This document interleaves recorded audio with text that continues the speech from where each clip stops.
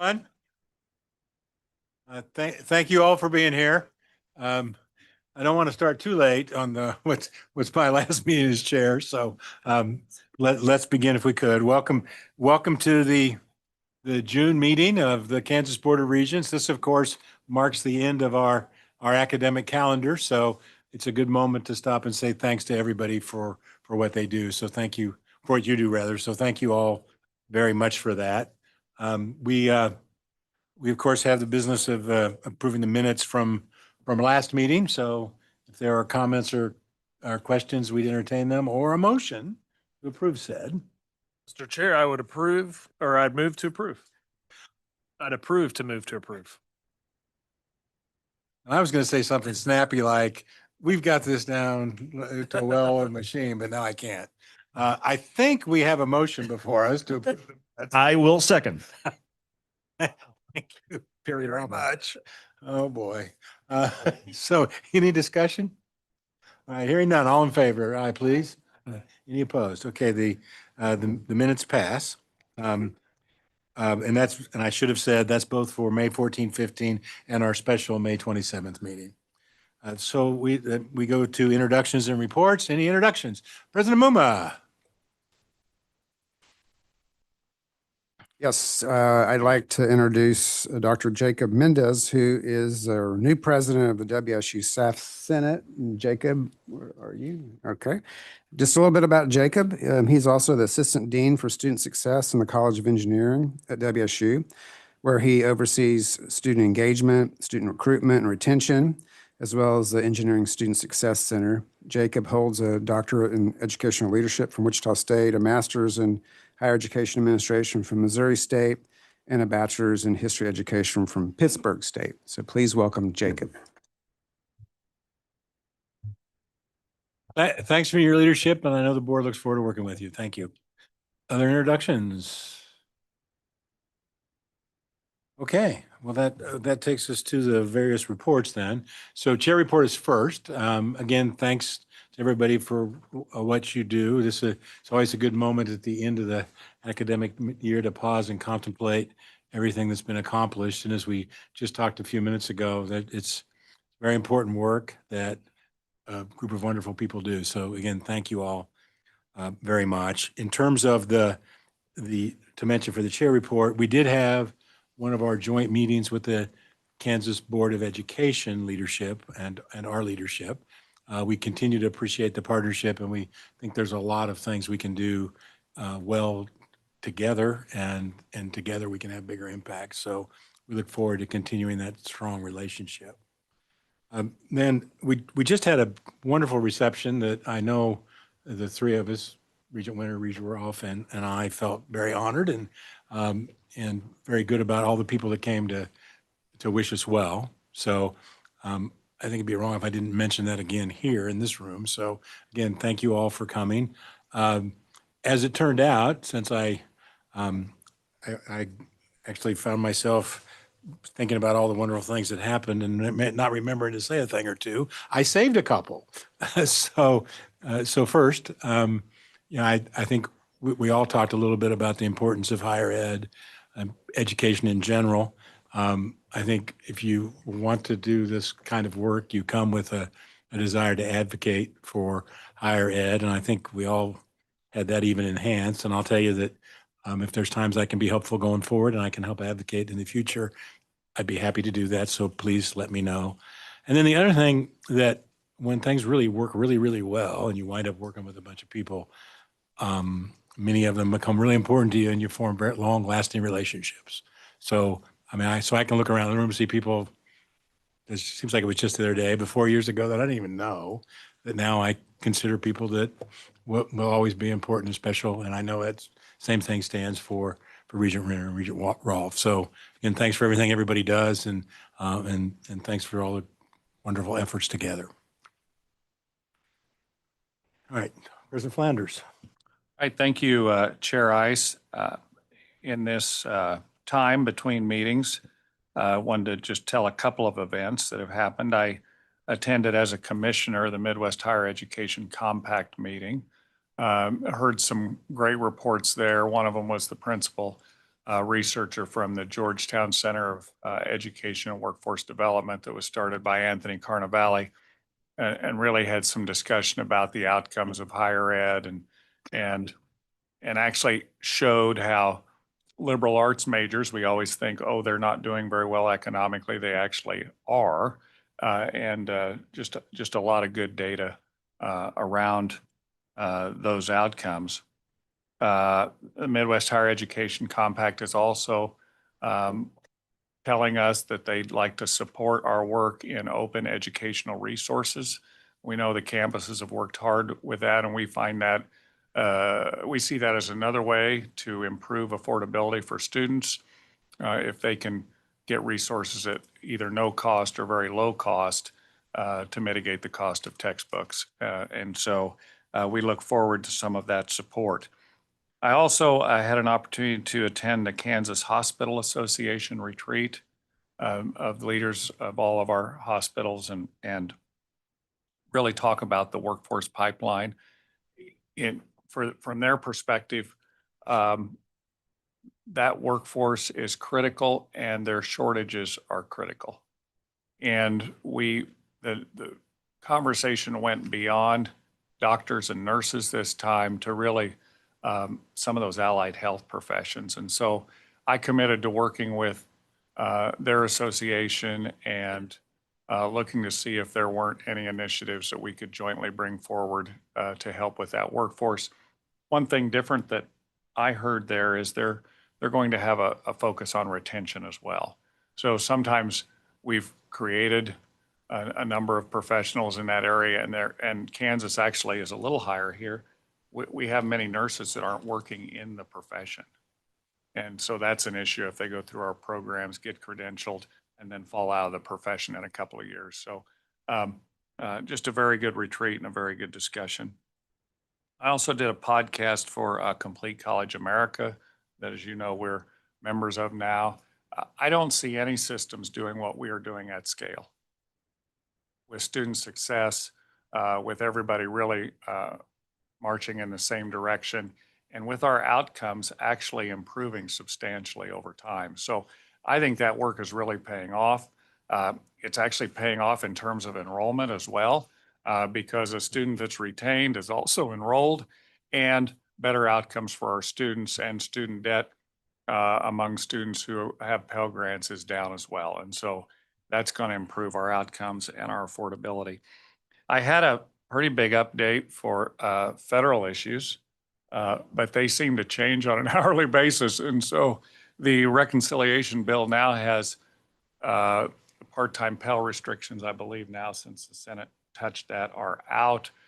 We're going to wait and see how that goes. We obviously support helping students and meeting them wherever we can. And so I know that you all are paying attention to that as well. And I've heard from our community college partners that they are as well. And then we have heard about some programs, maybe being at higher risk than other programs. We have an adult education program in this state that's federally funded and federally supported, and we couldn't deliver those programs without that federal support. And I wanted to just highlight how important that is. Those are for students that didn't get a high school diploma or that have some adult basic education needs. And we have over 250,000 Kansans in that predicament. And so those individuals are going to have a harder time participating in this economy than others. And the outcomes for that program are actually very, very good. So we're very hopeful that that continues to receive support because it's so important for Kansas. That includes my report. Any questions? All right, so thank you. So I was focused that later in the agenda we have an item about Doug Ball, so I failed to do the introduction I should have done. So sitting at the front table is Doug Ball, and now the interim president of Pittsburgh State. We really appreciate you taking the role on. Thank you very much.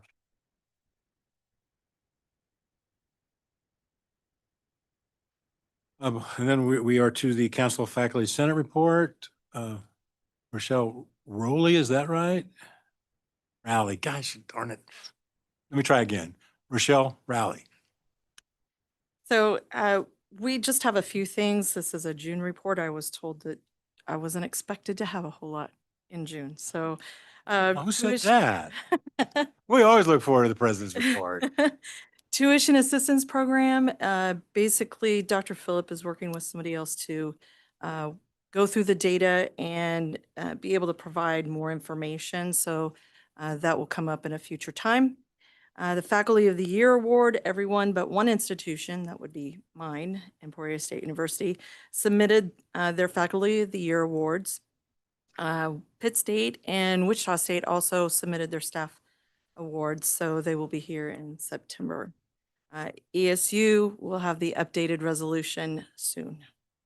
And then we're reviewing policies this year on the International Baccalaureate Program to determine if the scoring is still appropriate for awarding college credit. Other than that, we'll be watching new legislation or revival of old legislation. Thank you. Any questions? All right, well, thank you very much. And we look forward to September and the faculty awards and staff awards as well. So that takes us to the standing committee reports. Regent Mendoza, Chair Mendoza, Vice Chair Mendoza. Thank you, Chair Ice. BASC met on May 28th. We had a virtual meeting during which VP Monholland summarized key points on program review, including the recommendations from KU, KU Med Center, and K-State on certain programs, reiterating that the program review processes on each of these campuses are thorough and that the institutions provided the requested information on processes, policies, and programs. The board will review the institution's recommendations on today's discussion agenda. BASC has also requested the institutions provide a report at a December BASC meeting on a campus review of administrative and/or academic efficiencies, as well as a report on steps being taken at each institution to increase enrollments for master's and doctoral programs not meeting minima. We reviewed K-State's proposed changes to qualified admissions, which appear on today's discussion agenda as well. Currently, K-State requires a 3.25 cumulative high school GPA regardless of test score or a minimum of 21 on the ACT. K-State proposes to require a 3.0 cumulative high school GPA regardless of test score or at least a 21 on the ACT with a 2.5 cumulative high school GPA. This request aligns with the changes to KU's qualified admissions the board approved earlier in the year. BASC also reviewed two new program proposals from K-State. The Bachelor of Science in Nuclear Engineering is on today's board consent agenda. However, we tabled the proposal for an Associate of Applied Science in Food and Feed Science. Though we understand industry has requested this program of the university, we've asked K-State to work with Cowley Community College on a transfer pathway, as Cowley offers a certificate in a similar program. During today's meeting, we received an update on K-State's coordination with Cowley. They are working on arranging a meeting, and K-State has indicated their goal is to have a signed articulation agreement with Cowley in the coming weeks. We also heard an update from Vice President Elaine Frisbee on board goal number 5. Gather recommendations from universities and develop a framework and definitions of reporting industry-recognized alternative credentials awarded by the public universities. The Council of Institutional Researchers from the universities has made several recommendations that will be shared during today's board discussion agenda as well. I also wanted to add that we did ask Academic Affairs to review the tenure policy, as that was a highlight in the legislative session this past year. So we kind of just asked BASC to kind of look into it. You know, there's always room for improvement, so take a look and see if there are any areas that maybe need to be improved. Additionally, I learned today during BASC that Misty Knox will be taking a position somewhere else. She's got a great opportunity in front of her, and she has been a great addition to the academic affairs team. She has been very helpful, and we're truly going to miss her. However, we're excited for her new opportunity. So thank you, Misty. Is she? I don't think she's. Okay. I know she heard in BASS this morning. I kind of said the same thing because I got an email from her, so she's listening. Thank you. Any questions? Okay. Chair Benson. All right, thank you, Mr. Chairman. Fiscal Affairs and Audit Committee held our agenda call on May 27th and met again this morning. I feel like I'm back in my old college radio days with the extra mic here. go into my air name and yeah, We're ready to do. sign off ready and to all do that good stuff. Executive Yeah, session. absolutely. I'm not to that level yet. Yeah. Among the items that we covered this morning was the second reading for tuition and fee proposals, the second read on that. And Mr. Chairman, I'm pleased to announce that when the time is appropriate, we'll deliver a unanimous recommendation from the committee to approve those as presented, and really appreciate the CFOs, the leadership, everybody on your campuses, not only for keeping those increases to a minimum, but also the way you engage the students. Obviously, that's a very big part of the discussion. It was clear that they're supportive of your proposals, and that meant a lot to the committee, and I know that it will to the full board as well. Excuse me. We also discussed potential common themes as we start budgeting for next year, looking at the budget, possible themes as far as a system request. Obviously, is the shortcomings identified as the third-party review of the public universities and board office on how well we're doing against the NIST framework comes to an end. There will be shortcomings identified that will need state support to bring the system into compliance with the standards adopted by the state in the 2024 cybersecurity legislation. Also will be discussion on the improved outcomes that we're seeing from the state's investment in our student success playbooks. And it was great to hear among all of our institutions that you are really seeing the impact of the investment that the state has made. But obviously, we need to continue to advocate for that in terms of our budget request, because we are starting to see the fruits of that labor. Budgetary expense or pressures are bearing down on the institutions. We realize that, from disruptions to federal grants and contracts for research, as well as competition from other states that are investing heavily in research, and potential changes to Pell Grants that will keep some students from going to college, to name a few of those challenges. These will all be topics of discussions at the board's retreat in Manhattan later this summer. The committee next received a progress report on the board's capital renewal initiative from Director Bristow. This month marks the end of the fourth successful year of the board's initiative to revitalize campus facilities, made possible with the dedication and expertise of the campus facilities teams and their partners, which would include the maintenance and operations staff, the contractors, architects, engineers, the technical consultants, construction managers, and trades teams who shepherd the projects from start to finish. So please know how much that we appreciate all that they do. They are obviously supported by our incredible Director of Facilities, Chad Bristow, and the data team who helped with the development of the university space inventory data collection. And we will be well positioned to launch the Campus Restoration Act in the coming months, and look forward to seeing the university's plans in September, as well as a first read on board policy. Our committee wants to recognize everyone for their work, which will benefit the university, communities, and Kansas as a whole for decades to come. So thank you, as always, to Vice President Frisbee for her help with the summary. And with that, would stand for any questions, Mr. Chairman. Question? Okay, that takes us to the governor's report. It will not be as extensive. We met this morning as is practice. We did get an update from Wichita State on their policies concerning flyers and posters and free expression on campus. With a thoughtful review, what we do is receive those, and then they'll be posted as board policy. I'm sorry, it will be posted. So I got it exactly right. We posted at the university pursuant to board policy. Thanks, John.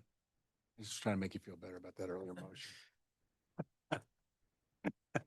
And then we recess into executive session to discuss 2026 CEO compensation. So any questions? Probably that awkward report. Okay, thank you. I usually pride myself on being good in all conditions, but I'm not doing that today. Okay, so that takes us to the consent agenda where we heard from committees that they had carefully looked at it. We'd entertain a motion to approve the consent agenda. I'd move to approve the consent agenda. Perfect. Second, thank you. All right, any discussion? All in favor? Aye, please. Aye. Any opposed? Okay, thank you. The consent agenda passes. if I've got things appropriately understood, that takes us to the discussion. Okay, yeah, I think I could just do it, but okay, all right.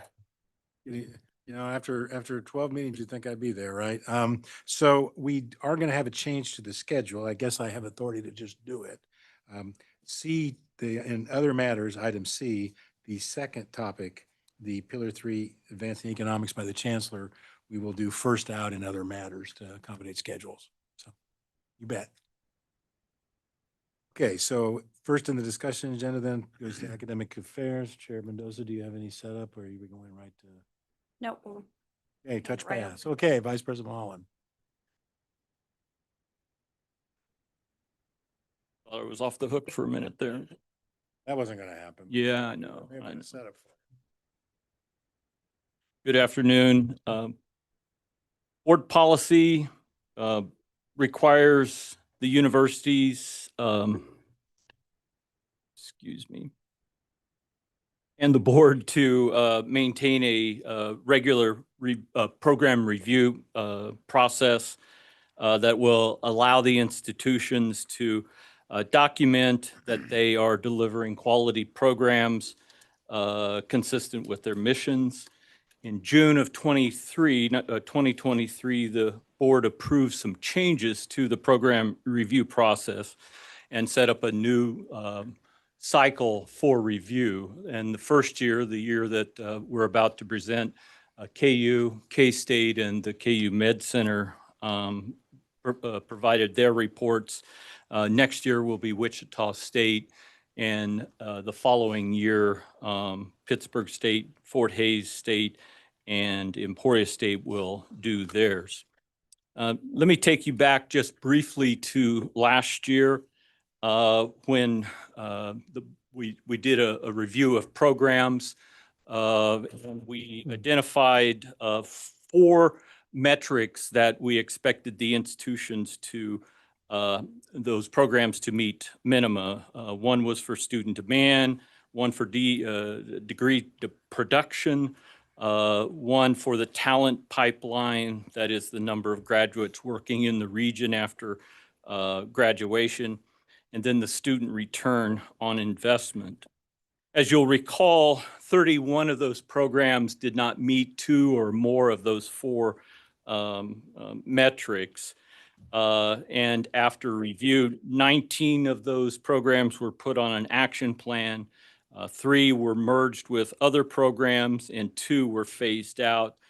7 additional programs were placed on an action plan with a proviso stipulating that at least 3 of the 4 metrics must be met by July 1 of 2027.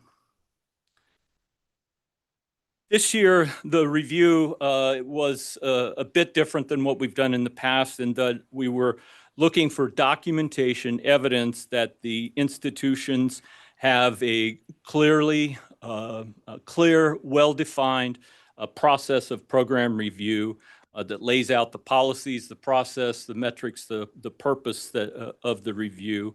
And then they would also provide a verbal report to BASC on their findings for this year. The criteria we asked them to address was the 4 metrics I mentioned from last year, but with some additional ones included. The percentage of full-time junior and senior majors that enrolled in at least 30 credit hours per year. That's to try to encourage more on-time graduation for students.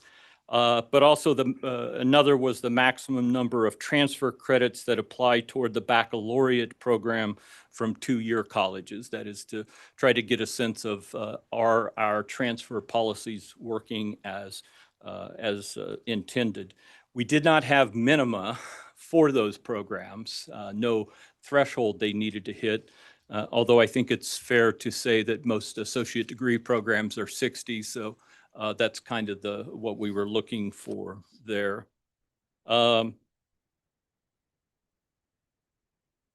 So KU and K-State I can report, as Regent Mendoza mentioned, provided all the documentation we requested, how they conduct their annual or their regular review of academic programs. KU had 247 programs under review. K-State 219 and 51 for KUMC. They provided a narrative that explained how those programs contribute to economic growth and development in the state. They also provided additional commentary on programs that may have missed some of those metrics, those thresholds, but I don't think we would consider them in trouble yet. But it gave an indication that some of those programs, despite some of the low metrics, are important contributors to economic growth, or that they realize there may be some concerns and they're taking steps to address that. So I'll turn your attention to page 75 of the board book. And we have a table listing the recommendations from KU, K-State, and the KU Medical Center. I won't go through them, but you see there are several action plans, some phase outs, some mergers, and among the three institutions. Board staff concur with the recommendations and commend those to the board for its consideration and approval. Any questions? I hear none. Is there a motion to approve this item? So moved. Thank you. Is there a second? Thanks. All right. Any further discussion? Hearing none. All in favor, aye, please. Aye. Aye. Any opposed? Okay, item passes. Thank you, sir. That takes us to qualified admissions. We're going right to Provost Mendez? Okay.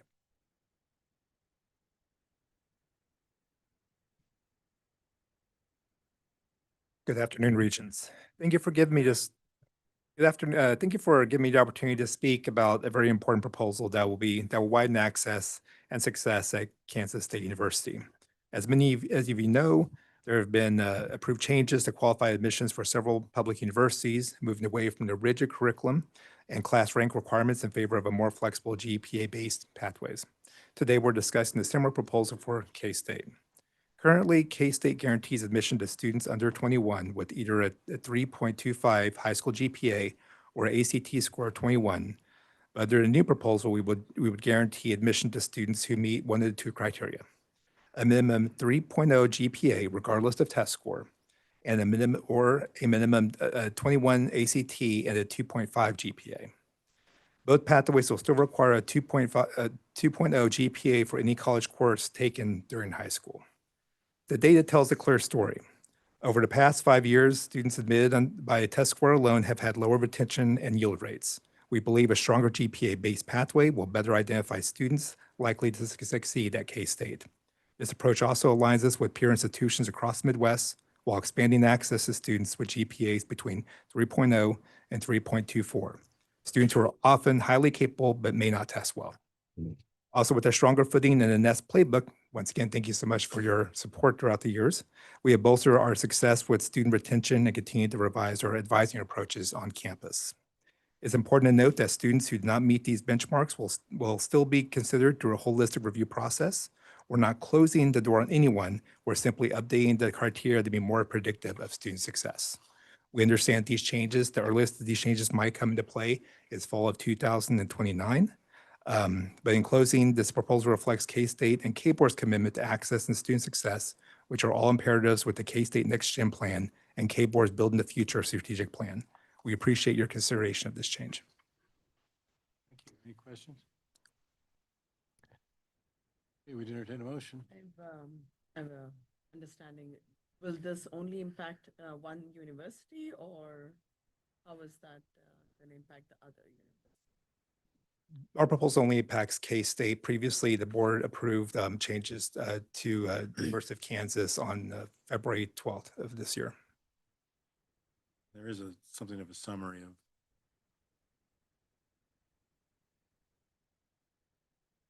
It's not so much a question, but just a comment on this item. As we talked about when KU brought the same proposal to us, the way things were, it's very limiting to perhaps just a test score, and somebody can have a bad day. High schoolers don't always make the best decisions. I always talk about brain development, and working in K-12, you see kids do a lot of things that you're like, why did you do that? I don't know. So this gives them an opportunity to kind of redeem themselves, so to speak, and it just widens that opportunity to reach more of our students. So I couldn't agree more, Regent Mendoza. There's a motion on the floor. Is there a second? Well, I thought, did you say you moved? a question. You moved, didn't you? Didn't you say I moved? Yes, you didn't. No. Okay. Yep. has made some motion. I move that. Thanks for the motion. Is there a second? it's like, oh, go ahead. Second and third and a fourth. Okay, is there any discussion? Hearing none. Aye. Okay, you have your new standards. Thank you.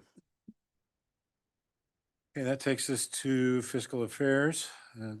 Chair Benson, any preliminary comments?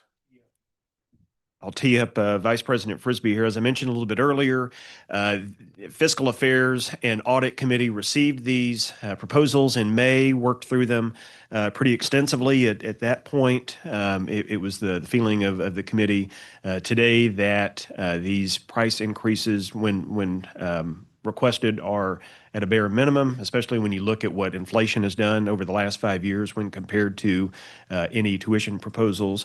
Inflation is far ahead of where we have been in terms of any price increases. So really appreciate all the work that went into this, and the Fiscal Affairs and Audit Committee unanimously recommended adopting these proposals.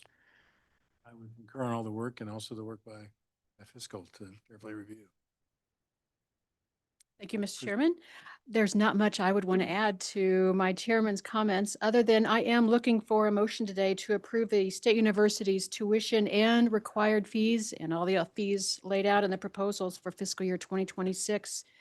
Just looking at tuition alone, those revenues are expected to generate $852 million for our collection of state universities this year and $896 million in the next year.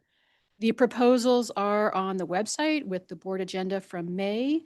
We didn't replicate that here again for you today, but again, as Chair Benson mentioned, the CPI was just announced today for the month of May. So looking back the past 5 years, it's well in excess of 25%. And none of our institutions are anywhere close to that for our next 5 years, including student fees, not only tuition. So any questions? Okay, motion. I will make that motion And with unanimous. with unanimous support. Is there a second? Second. Thank you, sir. Any discussion? Yes, sir. Just a quick couple of things.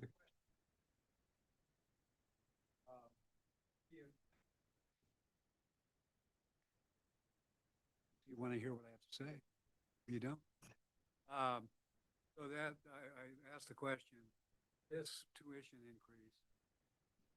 Got a special microphone too. Wow. Okay. With this tuition increase, are students still getting a fair deal? And I think the answer is yes. For one thing, you identified the fact that inflation is way outstripping tuition increase on a percentage basis. Also, since FY 2021, student financial aid has quadrupled from 24 million to 97 million. That's a very, very important positive here. And then finally, in the prior 2 fiscal years, there was $20 million appropriated for the Student Success Initiative. So I think even though this is for many, many students and families, this will be noticeable and concern. I think the evidence is that the state and the universities are doing very much doing their share to make this a fair deal.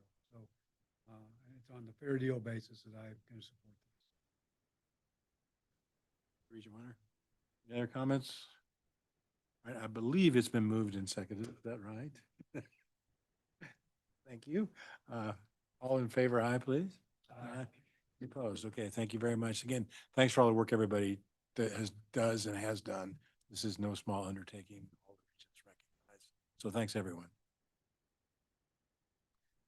Okay, then we're looking at the proposals for the unified appropriation request, which I think generally is just to read that, right? Yes, so this is, Mr. Chairman, a receive informational item. We will talk more at length at that at the end of July at the budget workshop and board retreat.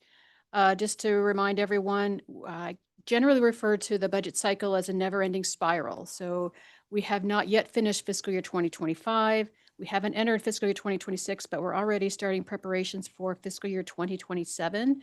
The institutions and the sectors and the Tech Ed Authority have laid out some ideas, some initial thoughts for you. We talked a little bit more in fiscal affairs this morning about some potential common themes across all the institutions, student success initiatives being one of those, as well as the need-based aid that Regent Winter cited in his comments about the tuition proposals. The universities, when putting together their tuition proposals that you've now approved, the assumption is built in that state funding for need-based aid for public university students would be sustained. So this isn't an action item for you. This is just a preview so you can start to get a sense of the flavor and the nature of the requests.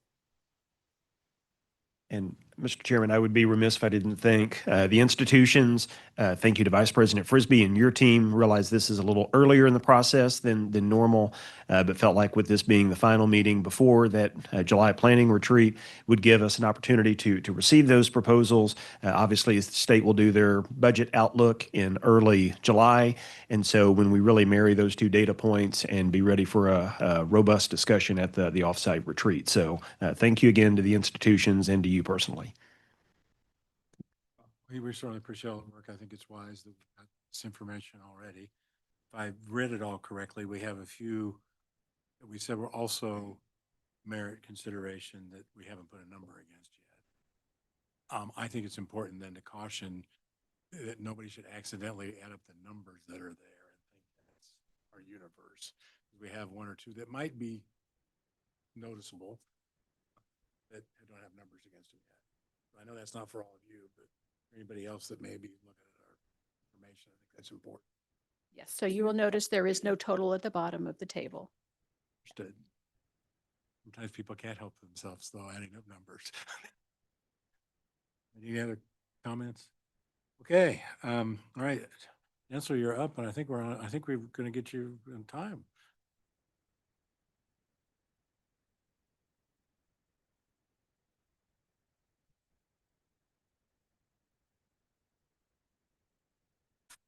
There we go. Thank you for the opportunity and thanks for adjusting the schedule. And it's probably appropriate of what I'm going to be talking about is an economic impact study, but I need to leave a little bit early to go cut a ribbon on an economic impact development that we have done at the medical center this afternoon. Yes. So how fortuitous. It just, and by the way, they planned their meeting before this one. So, you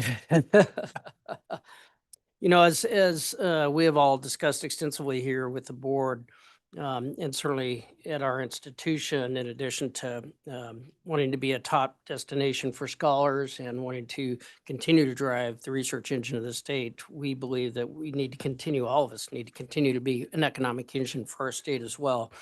That's actually kind of a hard thing to measure, and we've discussed that as well as we've looked at Pillar 3 as an example and tried to come up with relevant metrics to think about that. And so, as some of my colleagues have done, we did undertake at KU really our first time effort to do a holistic economic impact study. And when I say holistic, meaning all of the university, including the medical center and the University of Kansas Health System together, and combine that in a way that really we had never done before.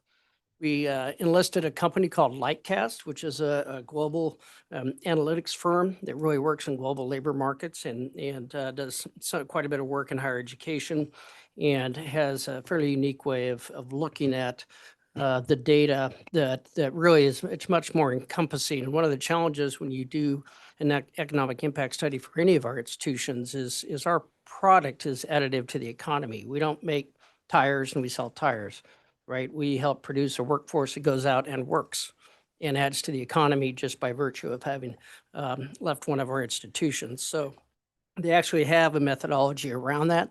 And what you have before you are two things. One is a one pager that just kind of summarizes it. And then the other is an executive summary. And if you really want the 1-inch version, I'm happy to get that for you. Or we have a website for that as well. And for Regent Parhasker and Wolfmore, we also have a Kansas City one, which is 18 counties of Kansas City. So we have a regional one as well, which includes a significant portion of the Missouri side as well, which we obviously impact also in particular with the health system. And really wanted to do this to really try and get a better understanding and a baseline study for us, really. And it is baseline in the fact that this is 2023 data. So we completed this study over the course of 2024 using 2023 data. So it's a bit aged already. But I think gives us a good place to start from as we go forward. So we're just going to flip through a few slides, and most of these you can find pretty quickly in your handouts. But if you cut to the bottom line, the impact of all our entities of KU is just shy of $8 billion a year on the state of Kansas. And that's defined as added income. And the reason that's important is that that's actually net of stuff that would have already happened were it not for us. So our cost is pulled out of that. You can measure sales, that doesn't include your cost. This has the cost pulled out of it. And that, the other way to talk about it is how many jobs, just shy of 90,000 jobs in our state, or 1 in 23 jobs, are impacted by the university as a whole. The research spending of it in and of itself is a huge enterprise and adds over $300 million of income to it and 3,400 jobs. And operations is right there with it, with almost $5 billion of added income just on the operations side of what we do. The other element of it that is difficult to look at, but this group I think did a nice job pouring through all our data, is to really look at what's the impact of your alumni. And that's not a question we usually ask when we think about economic impact. But 70% of our graduates stay right here and carry out their careers, and that adds over $2.5 billion of economic impact to the state on an ongoing basis.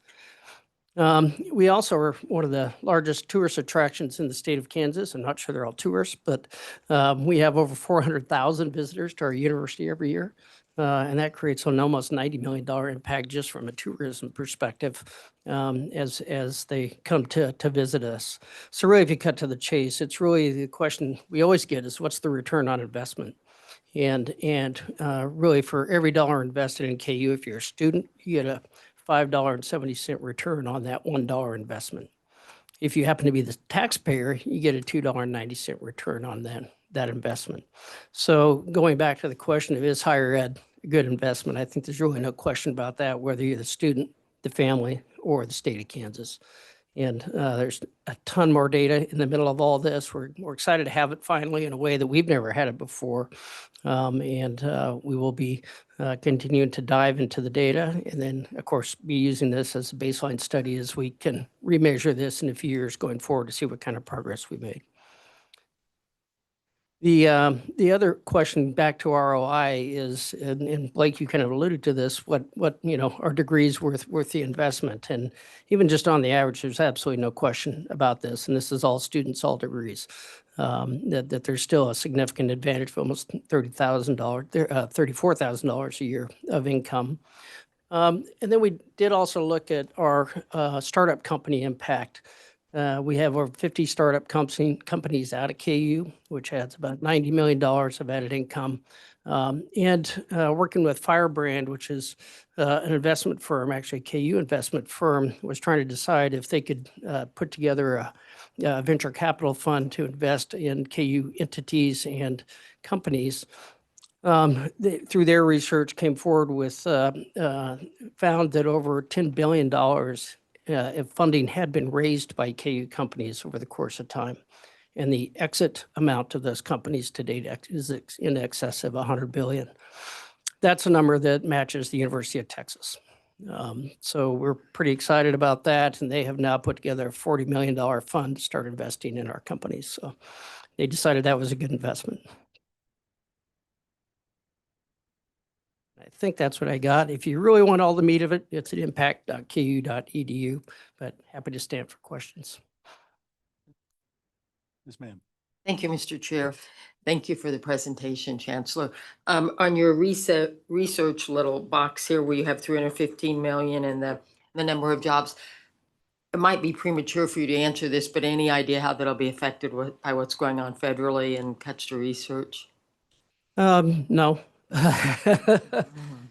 Grave concerns, obviously, about what could happen, and of course, where you start is never where you finish. And Yeah. current budget proposals in Washington would cut the NIH budget by about 40%. I think NSF's about the same, as I recall, which of course would have pretty dramatic effects across the whole country, including us. And certainly at the medical center, we're about 90% NIH funded, so it would have very big impact.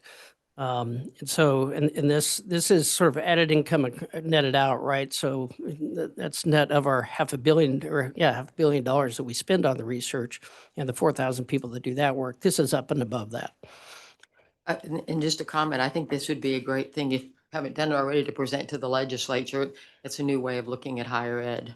So We plan to do that with even before the next session. We will Okay. definitely do that. thank you very much. Thank you, Mr. bet. Chair. My question is, first off, fantastic, great job on putting this together. With the current conditions, pretty similar to what Regent mentioned, are we looking at foreign students impacting in this? And how is the immigration laws going to impact our return on investment? That's an incredibly complicated question. I don't know that we can dive into this until what the economic, I don't know that we have the right data actually to ask that question of the impact of our foreign students on this. Actually, I would say it's quite remarkable. In the research engine, we might actually be able to get to that number. What the impact is going to be on immigration, we'll have to ask that question over 24 months, unfortunately. More of impact of immigration on our state, Oh, right. right? And where we would be heading. On that. Thank you very much. You bet. Great question. Yes, thank you. On the slide with the direct jobs and the companies that were recruited. Yes, startup company impact. Yeah, With that one, startup company? one There you right go. there. Sorry. So we've never really had any state direct investment for the Pillar 3 activity. So my question is, how were you able to do this without that state investment? And then if we did have state investment, would that enhance these efforts, or does it seem like it's more unplanned? Or if we had state investment, do you think we could even be more robust?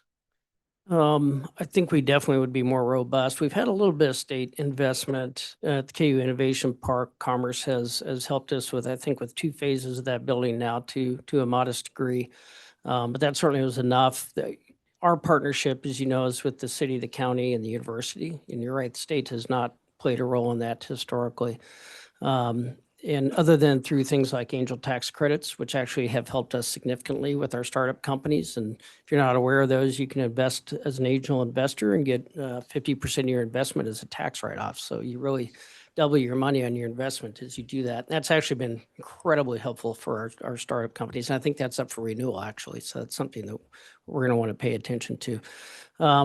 But yeah, I think is if the state would build more programs around supporting these startups and to get them up and running, there's always that sort of bridge funding gap. That's the big challenge when you go from angel to VC ready.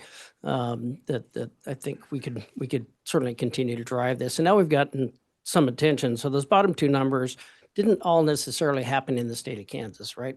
Some of these companies, our alumni started elsewhere, and they wanted to capture the whole of the environment, but to make it more attractive to have them do those companies right here in Kansas would also be extremely helpful.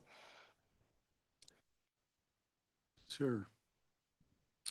These companies, private companies that have decided to come to Kansas, decided to stay or grow in Kansas, what extent can you and the rest of your colleagues make that even better? Can you tell the story? It would be interesting, for example, to have the legislature be aware of stories of private industry that looked around to different states and said, we're coming to Kansas.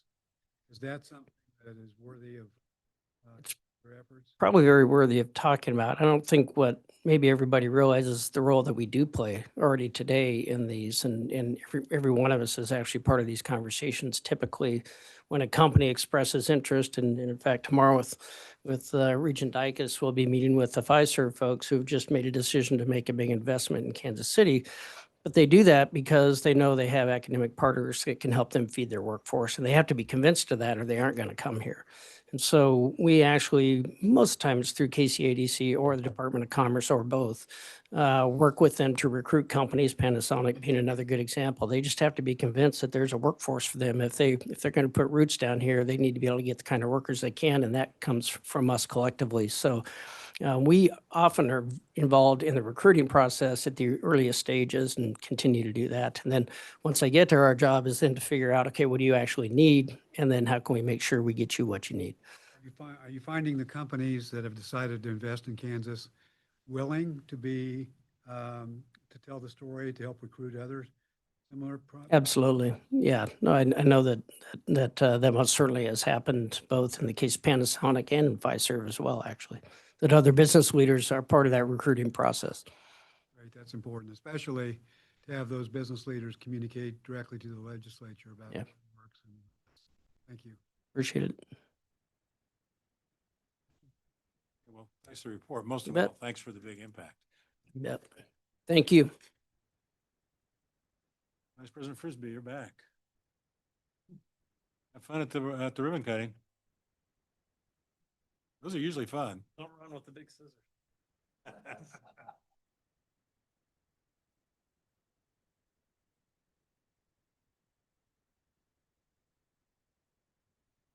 All right.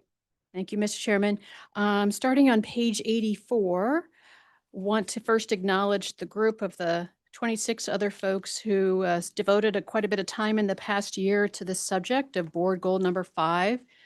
Last summer at your retreat, you adopted a set of goals, one of which was to gather recommendations from universities and develop a framework and definitions for reporting industry-recognized alternative credentials awarded by the public universities.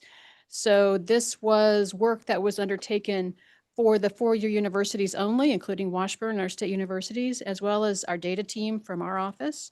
So I want to express thank you to all those folks who worked on this topic. What you have before you is basically a summation of all the activity that was undertaken. I would note, according to Credential Engine, there are 1,076,358 unique credentials provided in the United States. Of those, 656,505 are badges, course completion certificates, licenses, certifications, and apprenticeships. So there's a lot out there, and that not every organization that awards these alternative credentials uses the same terminology or follows the same process for how an individual campus might even be monitoring the awarding of the credentials or gathering data on the credentials. So this was actually a larger undertaking than you might have expected. There are some national organizations working towards setting definitions and setting up frameworks. So what I have before you are some recommendations, but this is, I think, more a way station for you to think about this. I'm not asking or seeking any approval or action from you today. This is more just to give you notice that this is an evolving topic and something that still needs some work at the campuses. And while there are recommendations on here, part of it is to designate a committee of university subject matter experts to keep working on this subject. So there seems to be still more work to be done. So just to comment on this, we've had Elaine Frisbee, her team, people from the universities leading this because really it began as a data collection issue Yes. on what's going on out there. As we take the next phase, it'll end up in academic affairs as we start evaluating credentials of, I think it's important to talk about credentials of value. Credential engine counts every credential, and then we will want to be really thinking about what are credentials of value for our students. So it might change venue in terms of committee as this work progresses.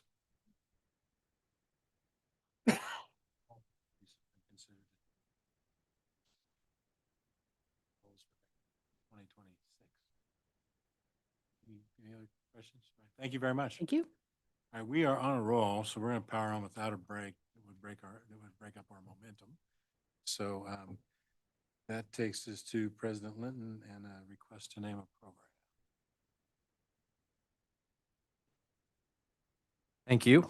I make reference to a letter dated May the 21st, 2025 for the approval of a naming of the program, the Gilmore Cole Family Center for Strategic Accounting Research. And this is embedded within the Herbal Family School of Accountancy in the College of Business. If you remember, we approved that at the last board meeting as one of the pillars in the College of Business.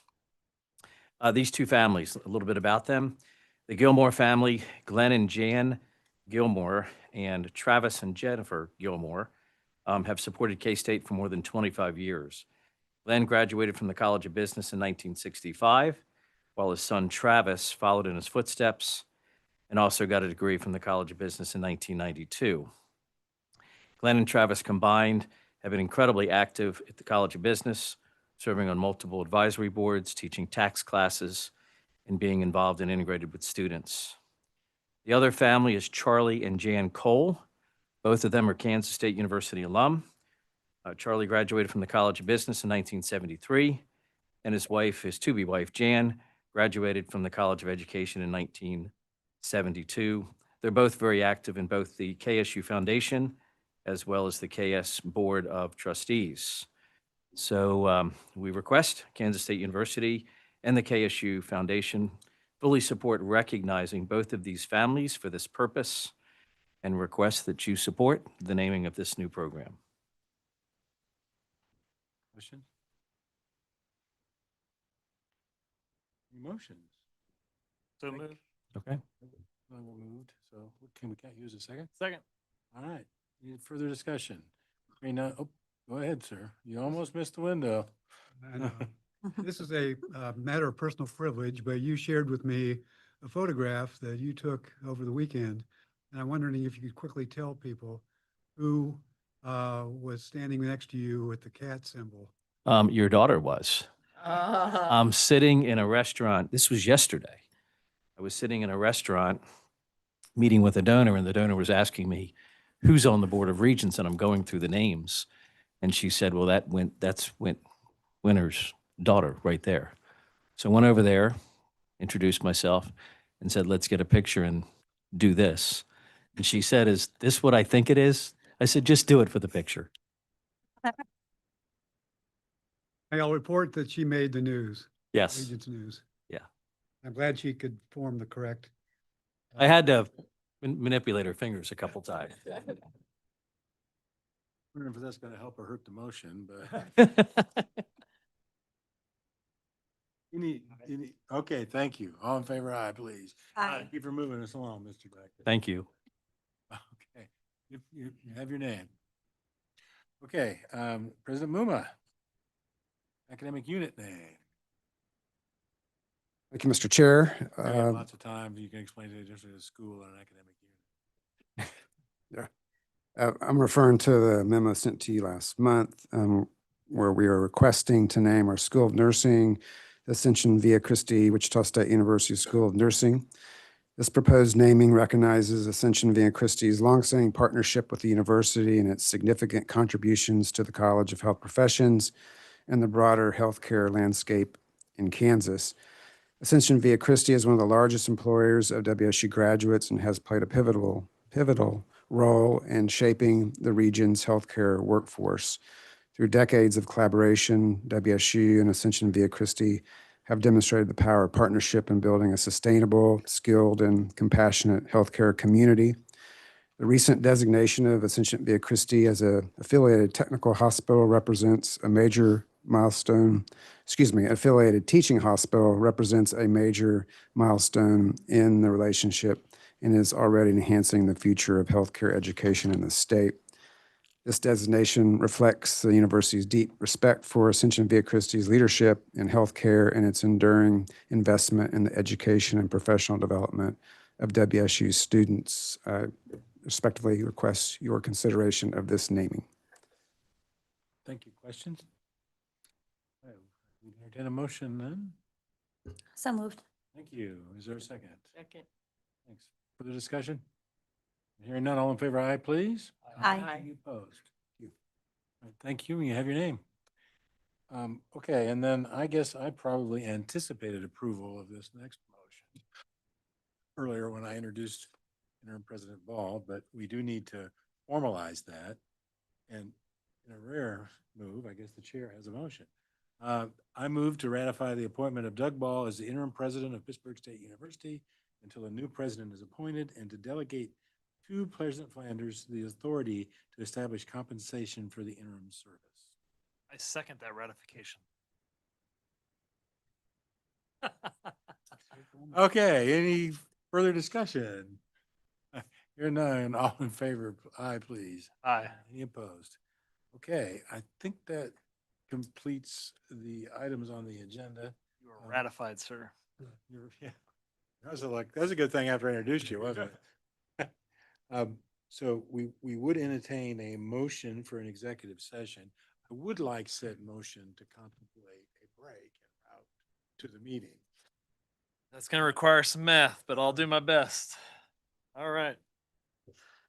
There's a motion, I take it. There is. Okay. You're once again in luck, my friends. I move that the Board of Regents recess into executive session to discuss personnel matters and non-elected personnel. The subjects of this executive session are a regular annual CEO evaluation and preparation for one or more CEO evaluations, and the purpose is to protect the privacy of the individual board employees involved. This session should last approximately an hour and 45 minutes, right? No? Yes. That's going to give us 10-minute break. So we start at 2:45, right? I was thinking 15, but you've always been a more aggressive. So that gets really hard on the math.